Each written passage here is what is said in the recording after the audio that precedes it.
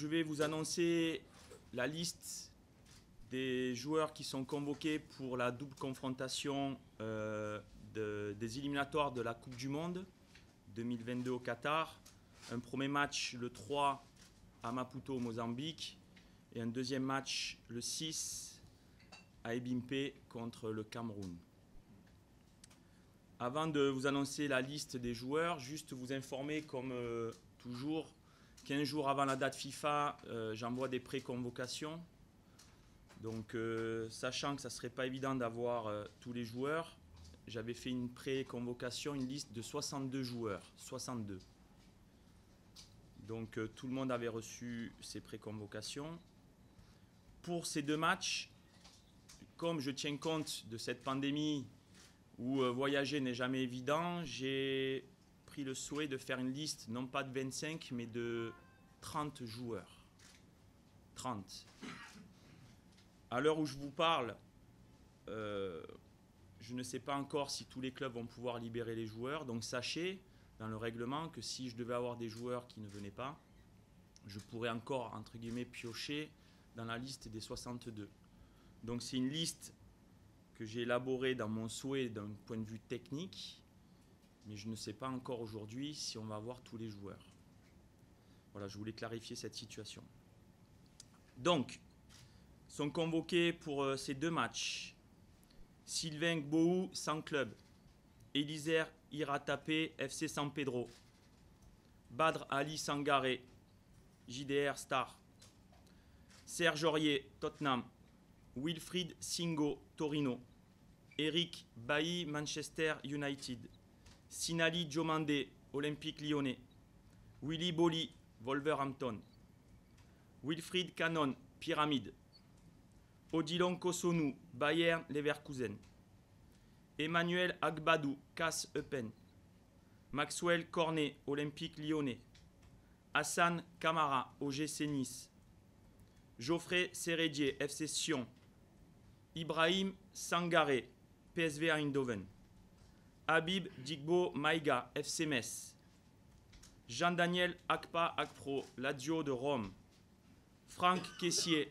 Milan AC, Seko Fofana, RC Lens, Ahmed Junior Traoré, Sassuolo, Jean-Michel Seri, Fulham, Chris Eboué Kwasi, KRC Genk, Max Alain Gradel, Sivaspor, Gervinho, Trabzonspor, Jérémy Boga, Sassuolo, Jean-Évrard Kwasi, Wanzal, Ahmad Diallo, Manchester United, Sébastien Haller, Ajax d'Amsterdam, Franck Boli, Ferencvárosi, Christian Kwame, Anderlecht.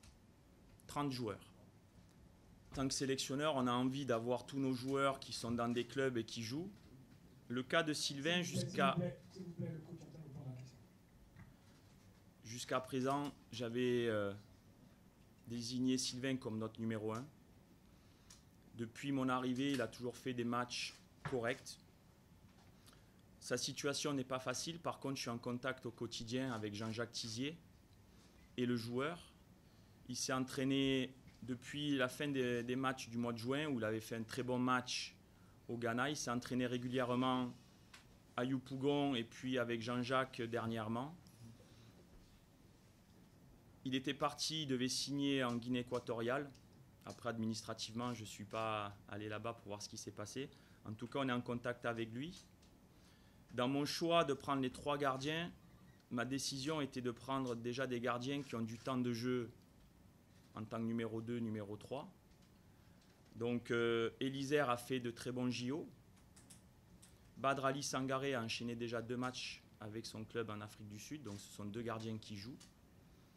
Maintenant, je souhaite voir Sylvain qui est rentré aujourd'hui. Nous allons tous les jours travailler avec lui pour voir s'il est toujours dans de bonnes dispositions. En tout cas, sachez que s'il est en forme, il a toute ma confiance. Je souhaite qu'il trouve un club le plus rapidement possible, mais il ne faut pas qu'il fasse non plus n'importe quoi. je souhaite, et je le répète, qu'ils trouvent un club le plus rapidement possible pour qu'ils puissent travailler et jouer. Voilà. En tout cas, les 2 autres gardiens qui sont là sont prêts, le cas échéant, à pouvoir jouer. Donc on a encore quelques jours pour voir dans l'état qu'est Sylvain. Willy Boly, ça fait plus de 10 jours qu'il a repris les entraînements normaux avec l'équipe. Il est prêt à jouer.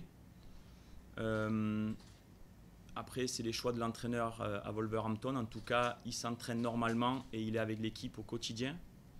Concernant Franck Kessié, vu le grand nombre de matchs qu'il a fait, effectivement, il a eu une alerte musculaire. Donc tous les voyants sont au vert. Il a repris aujourd'hui avec l'équipe.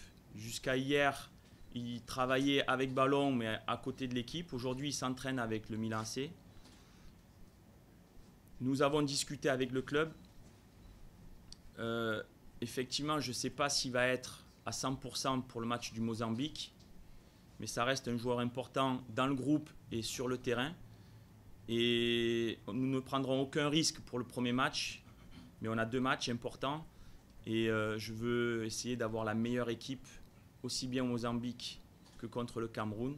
C'est la raison pour laquelle j'ai pris 30 joueurs. Mais Willy est prêt. Franck est en train de travailler pour pouvoir être prêt à 100%, ou pour le Mozambique, ou au moins pour le Cameroun. Je suis très très préoccupé par rapport au choix pris par la première ligue anglaise. J'ai envie de dire que nous, Fédération ivoirienne de football, on a pris toutes les mesures sanitaires pour protéger l'intégrité physique et sanitaire des joueurs et du staff. Donc je trouve dommage de ne pas jouer le jeu. Après, je comprends, hein, les clubs sont les propriétaires des joueurs, c'est eux qui payent les salaires. Donc je comprends qu'ils veuillent garder leurs joueurs, mais on parle d'éliminatoire Coupe du Monde. Donc à l'heure actuelle, je n'ai pas de réponse à ça. C'est pour ça, encore une fois, que j'ai pris la précaution de prendre 30 noms. Je sais que la FIFA est en train de négocier et d'aller dans notre sens, ce que je remercie, parce qu'aujourd'hui, on devrait libérer les joueurs quoi qu'il arrive pour les dates FIFA, parce que si aujourd'hui, je n'ai pas les joueurs anglais et que l'Italie s'en mêle et que ça devienne mondial, ben, on va aller à Maputo avec une équipe C, D ou E, quoi. Ce ne sera pas la même équipe. Donc, sur le fair play, ça laisse à redire, mais je n'ai pas de réponse. Sachez que je me suis entretenu avec les joueurs, avec les clubs. Certains clubs anglais sont prêts à jouer le jeu pour le 2e match, mais pas le premier. Donc, c'est un casse-tête total. J'espère que la FIFA va prendre des décisions afin qu'on puisse avoir les joueurs sur les 2 matchs. Septembre est une période où les transferts sont pas, le mercato n'est pas fini. Certains joueurs sont en partance, d'autres ont été retardés dans leur préparation, d'autres sont prêts, mais je pense que c'est global. Donc à nous d'y mettre du cœur, comme on a pu faire depuis 1 an et demi que je suis là.